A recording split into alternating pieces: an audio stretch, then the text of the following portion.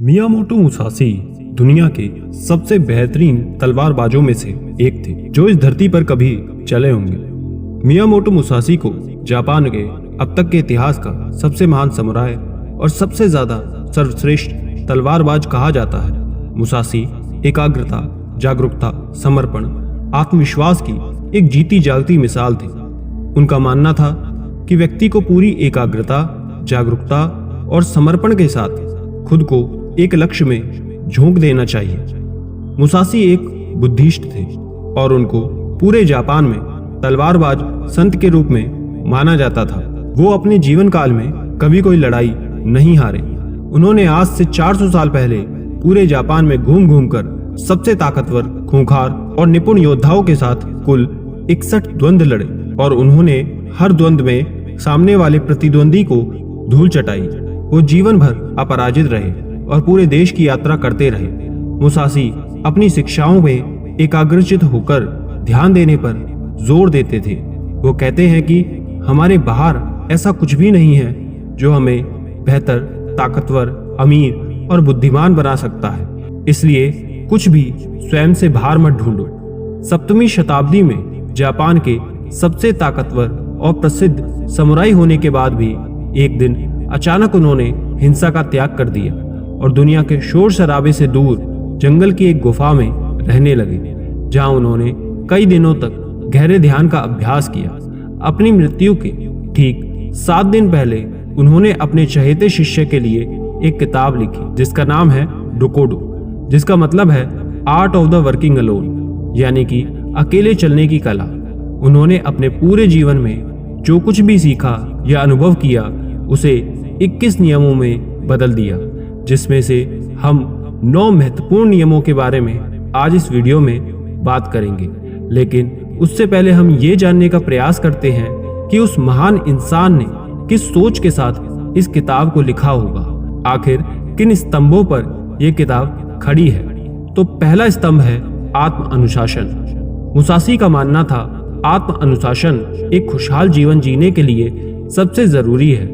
बिना आत्म नियंत्रण के व्यक्ति अपनी भावनाओं और लालसाओं का गुलाम बन जाता है और फिर इसके वश में आकर गलत निर्णय लेता है, गलत रास्ते पर चल पड़ता है और जीवन में अनुशासन लाकर हम अपने लक्ष्य के प्रति एकाग्रचित रह सकते हैं और ऐसे निर्णय ले सकते हैं जो हमारे सिद्धांतों और जीवन मूल्यों से मेल खाते हैं। दूसरा स्तंभ है जागरूकता। मुसाशी मानते थे कि वर्तमान में जीना और जागरूक होकर जीना जीवन जीने का एक सही तरीका है। जब तक वर्तमान में रहते हैं तो हमने चारों ओर की सुंदरता और अच्छाइयों को देख पाते हैं, उसे महसूस कर पाते हैं और छोटी छोटी चीजों में खुशी देखने लगते हैं। तीसरा और आखिरी स्तंभ है आसक्ति। मुसाशी का मानना था कि बाहरी चीजों और घटनाओं से खुद को जोड़ लेना दुख का कारण है। खुद को हर तरह के लगाव से दूर करके ही व्यक्ति आत्म शांति को प्राप्त कर सकता है और एक संतुष्ट जीवन जी सकता है। आइए अब जानते हैं उन नियमों के बारे में जिसे मियामोटो मुसाशी ने अपनी किताब डोकोडो में बताया है, जिसे जानकर कोई भी व्यक्ति एक सफल, अनुशासित और खुशहाल और संतुष्ट जीवन जी सकता है। पहले नियम में मुसाशी बताते हैं कि सब कुछ जैसा है उसे वैसे ही स्वीकार कर लो। ये नियम जीवन की सच्चाई को स्वीकारने के महत्व पर जोर देता है, बजाय इसके कि हम कपोल कल्पनाएं करते रहें कि ऐसा होना चाहिए, वैसा होना चाहिए। नहीं, आपको चीजें जैसी हैं उसे वैसे ही स्वीकार कर लेना चाहिए। ये हमें बेवजह के तनाव और दुख से मुक्त रखता है। साथ ही परिस्थितियों की हकीकत को स्वीकार कर लेने से इस क्षण जो भी मौके उपलब्ध हैं हम उस पर सही तरीके से ध्यान दे पाते हैं और उनका सही फायदा उठा पाते हैं। सच्चाई को स्वीकारना हमारी आंतरिक शांति और संतोष के लिए बेहद जरूरी है। जहां पर वो आसपास की चीजों को, लोगों को जो जैसे हैं उन्हें वैसे ही स्वीकार करना सीख जाते हैं, तो हमारे अंदर का वो जो घमंड है, जो लोगों या बाहरी परिस्थितियों को बदलना और नियंत्रित करना चाहता है, वो पूर्ण रूप से खत्म हो जाता है और हम ज्यादा शांतिपूर्ण तरीके से रह पाते हैं। इस नियम के माध्यम से मियामोटो मुसाशी हमें दुनिया को खुले दिल और दिमाग से बिना किसी पूर्व निर्णय के देखना सिखाते हैं और हम ऐसा करके दुनिया को वो जैसी है उसे वैसा ही देख पाते हैं, ना कि अपनी इच्छाओं और सपनों के चश्मे को पहनकर। हालांकि ये कहना जितना आसान है उसे करना उतना ही मुश्किल है, क्योंकि हर परिस्थिति को स्वीकार कर लेना आसान नहीं होता, खासकर तब जब हमारी उम्मीदें, सपने टूटते हैं या फिर जब हमारा कोई अपना हमें हमेशा के लिए छोड़कर चला जाता है। लेकिन फिर भी सच्चाई को स्वीकार कर लेने से व्यक्ति अंदर से शांत और हल्का महसूस करता है। जिस व्यक्ति ने परिस्थितियों को स्वीकारने की ये आदत डाल ली है, फिर उसके सामने कितनी भी मुसीबतें आए वो हर हाल में मुस्कुरा सकता है। दूसरे नियम में मुसासी कहते हैं कि अपने लिए मजा मत ढूंढो। ये नियम कहता है कि हमारे जीवन का केवल एकमात्र उद्देश्य केवल सुख का भोग करना नहीं होना चाहिए। अच्छे कपड़े पहनना, अच्छा भोजन करना, मौज मस्ती करना जरूरी तो है, लेकिन इसमें इतना भी मत खो जाना कि अपने जीवन के उद्देश्यों को ही भुला दो और हर समय सिर्फ मजे की तलाश में ही रहो। सुख और भोगों का त्याग करके व्यक्ति ज्यादा स्थिर और उद्देश्यपूर्ण जीवन जी सकता है। हर रोज खुद से ये पूछो कि क्या मेरा जन्म सिर्फ खाने पीने, सोने, मौज मस्ती करने के लिए ही हुआ है, या फिर मेरे जीवन का कोई और मकसद भी है। मजे के पीछे भागना हर व्यक्ति की आंतरिक चाहत होती है, लेकिन ये मजा उसके दुख का कारण भी बनता है। जब हम सिर्फ मजे के पीछे भागते हैं तो अपनी आदतों और चीजों के आदी हो जाते हैं। ये नियम हमें मध्य में रहकर जीवन जीने के लिए प्रोत्साहित करता है, यानी कि न बहुत ज्यादा न बहुत ज्यादा कम। हर चीज को आवश्यकता के अनुसार करो, क्योंकि असली खुशी बाहरी चीज के उपयोग से नहीं मिलती, बल्कि हमारे अंदर से आती है। जब हम तुरंत मिलने वाले मजे के पीछे भागते हैं तो हम तब इंस्टेंट ग्रेटिफिकेशन के आदी हो जाते हैं, यानी कि हम सिर्फ वही काम करते हैं जिसका रिजल्ट हमें तुरंत मिल जाए। हमारा मन बड़ी योजनाओं या फिर लक्ष्य पर काम करने की काबिलियत खो देता है। हम किसी भी काम में लंबे समय तक फोकस नहीं कर पाते और बड़े लक्ष्य को हासिल करने से चूक जाते हैं। तीसरा नियम, जो हो गया उसका पश्चाताप मत करो। ये नियम हमें याद दिलाता है कि हम अपने अतीत को नहीं बदल सकते। अतीत में हुई गलतियां और बुरी घटनाओं को याद करके हम केवल दुखी ही हो सकते हैं। तो बीते हुए काल में हुई गलतियों से पश्चाताप करने से अच्छा है कि हम अपने अतीत में हुई गलतियों से सीखें और ज्यादा समझदारी और बुद्धिमानी के साथ आगे बढ़ें। पश्चाताप वो बीमारी है जो हमें अतीत में ही फंसाए रखती है और आगे नहीं बढ़ने देती। इस नियम में मुसासी हमें अतीत में हुई गलतियों को स्वीकार करने और खुद को और दूसरों को माफ करने के लिए प्रोत्साहित कर सकते हैं।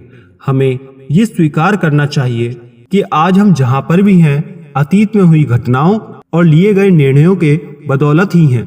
ऐसा करके हम स्वयं को अतीत के भार से मुक्त करके ये मौका देते हैं वर्तमान से जुड़ने का। निश्चित रूप से इस नियम में मुसासी हमें यहाँ भूलने के लिए नहीं कह रहे हैं, बल्कि जिसे बदला नहीं जा सकता उसे स्वीकार करके सीख कर ज्यादा स्पष्ट उद्देश्य के साथ आगे बढ़ने के लिए कह रहे हैं। चौथा नियम है, अपनी अधूरी भावनाओं पर निर्भर मत रहो। ये नियम हमें अपनी अधूरी भावनाओं के प्रति वशीभूत होकर निर्णय लेने से रोकता है। जैसे गुस्सा, जलन आदि हम अक्सर अपनी अधूरी भावनाओं के आधार और निर्णय पर लेते हैं, जो आगे जाकर हमारा बहुत ज्यादा नुकसान कर देती है। मुसासी कहते हैं कि व्यक्ति को खुद की गहरी समझ और परिस्थितियों के अनुकूल ही सभी निर्णय लेने चाहिए। ऐसा करके हम खुद को अधूरी जानकारी के साथ जल्दबाजी से निर्णय लेने से बचा सकते हैं, जिसके लिए हमें बाद में पछताना पड़ेगा। ये नियम हमें हमारी अधूरी भावनाओं और उत्तेजनाओं के साथ दूरी पैदा करने के लिए कहता है और इसके बजाय स्थिर बुद्धि और शांत मन के साथ निर्णय लेने के लिए कहता है। अधूरी भावनाओं के वश में आकर निर्णय लेने की जगह शांत चित्त होकर निर्णय लेने वाला व्यक्ति खराब से खराब परिस्थितियों का सामना करके बाहर निकल सकता है। पांचवा नियम है, खुद के बारे में हल्का और दुनिया के बारे में गहराई से सोचो। ये नियम हमें विनम्र रहना सिखाता है। इस नियम में मुसासी ये कहते हैं कि व्यक्ति को हर समय सिर्फ खुद के बारे में ही नहीं सोचते रहना चाहिए, यानी व्यक्ति को अपने ज्यादा अहम घमंड को महत्व नहीं देना चाहिए, बल्कि उसे खुले दिमाग के साथ इस दुनिया को देखना और उसके बारे में गहराई से सोचना चाहिए। इस दुनिया में कितना कुछ है जो देखने विचार करने लायक है, लेकिन ज्यादातर लोग खुद तक ही सिमट कर रह जाते हैं। हमें अपने अहम को कम करके लोगों को दया भावना के साथ देखना और उनके साथ अच्छे से पेश आना चाहिए। हमें इस दुनिया से जुड़ने का प्रयास करना चाहिए। हमें प्रकृति की सुंदरता को देखना चाहिए, उसे महसूस करना चाहिए। खुद के बारे में कम और इस दुनिया के बारे में ज्यादा उत्सुकता के साथ सोचना चाहिए। इस नियम में मुसासी खुद को कम समझने और अपनी जरूरतों को नजरअंदाज करने के लिए नहीं कहते हैं, बल्कि वो केवल खुद में ना रहकर इस दुनिया के साथ मजबूत संबंध बनाने के लिए कह रहे हैं। छठा नियम है अपनी इच्छाओं से दूरी बनाकर रखो। इस नियम में मुसासी डिटैचमेंट यानी कि आसक्ति की बात कर रहे हैं। वो भौतिक संपत्ति, शक्ति और सुंदरता से खुद को आसक्त करने की बात कर रहे हैं। लेकिन अब इसका मतलब ये नहीं है कि हमें ये सब छोड़ देना चाहिए, पैसा नहीं कमाना चाहिए, शक्ति अर्जित नहीं करनी चाहिए, बल्कि मुसासी ये कहना चाह रहे हैं कि हमें इन सब के साथ रहकर भी उनसे आसक्त रहना है, यानी उनका उपयोग तो करना है, लेकिन उनसे लगाव नहीं रखना, अपने अस्तित्व को उसके साथ नहीं जोड़ना। अगर वो चीज कल को तुम्हें छोड़कर चली जाती है तो तुम्हें उसका दुख नहीं होना चाहिए, यानी भौतिक पदार्थों के साथ रहकर अंदर से खुद से दूरी बनाए रखनी चाहिए। सातवां नियम है कभी ईर्ष्या मत करो। ये नियम हमें बताता है कि जलन और ईर्ष्या इंसान को कहीं पहुंचने नहीं देती।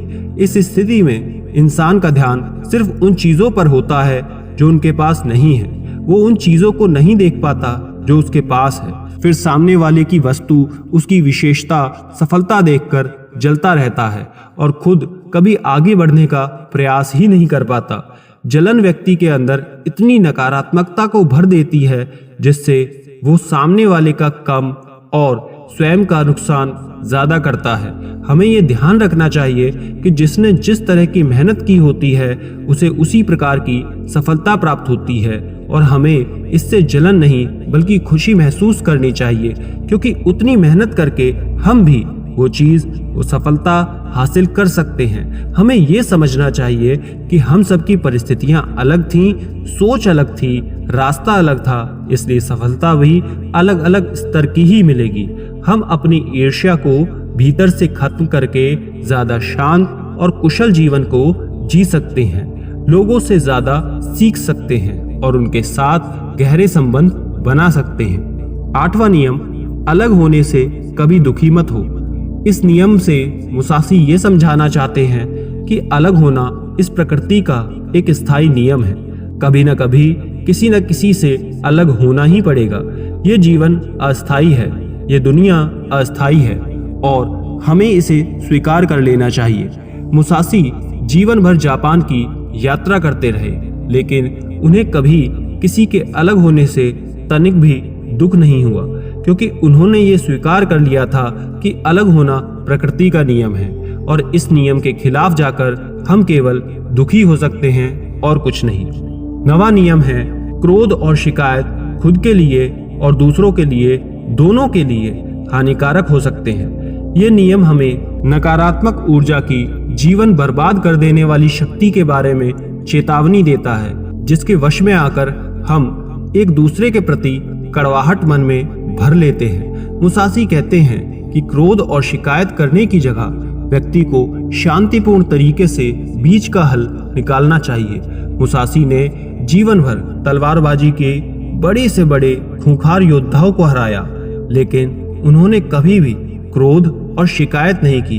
वो हर लड़ाई के दौरान खुद के दिमाग को बर्फ की तरह ठंडा रखते थे और कभी भी अपनी योजना को दोहराया नहीं, अपनी नई योजना के साथ ही लड़ते थे। शायद इसीलिए वो कभी हारे नहीं, क्योंकि मुसासी के काम में एक सेकंड के लिए भी अगर मन विचलित होता है तो उस समय फिर उनका सिर धड़ से अलग हो सकता था। इसलिए मुसासी सिखाते हैं कि परिस्थिति चाहे जैसी भी हो, खुद को शांत रखो और शिकायत करना छोड़ दो।